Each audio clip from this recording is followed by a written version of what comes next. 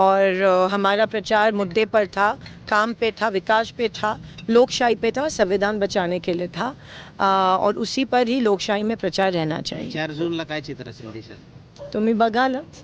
काही तापमानाचा पारा देखील 44 पार होत आहे. यामध्ये मतदारांना काय आवाहन कराल तुम्ही?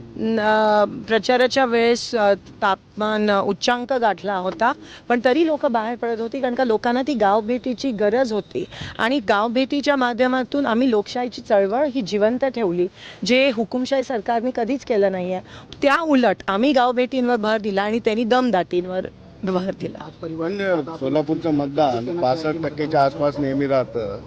जास्त मतदान व्हावं यासाठी लोकांना काय आवाहन कराल? नाही, नक्कीच आम्ही लोकांना सांगतोय की जसं आपण गावाकडे जत्रा असली की सगळेजण जातो, तसं आज पण लोकशाहीची चा सण आहे आणि तो साजरा करण्यासाठी प्रत्येकाने मतदान करणं हे गरजेचं आहे. After 5 consecutive weekly in Vidhan Sabha, now you are contesting the Lok Sabha. What difference you are finding it, and how you look at the challenge of BJP candidate Ram Saathi? It is definitely 6 times that of a Vidhan Sabha constituency, and election is an election. Never underestimate your opponent. But the people are definitely very angry with the way the BJP has treated them in the last 10 years. Sholapur has suffered hugely because of the BJP, and people want to take that revenge, and people want development. Now they don't want anything else apart from development. They do not believe in a lot of caste community politics, dirty politics that the BJP has played.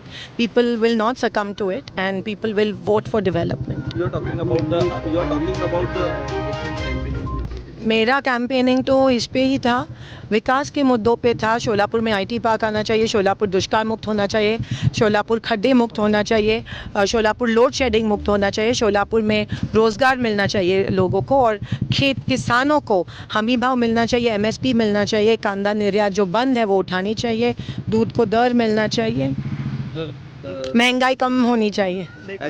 नवनवीन बातम्या पाहण्यासाठी SB news चॅनलला like करा, share करा, subscribe करा.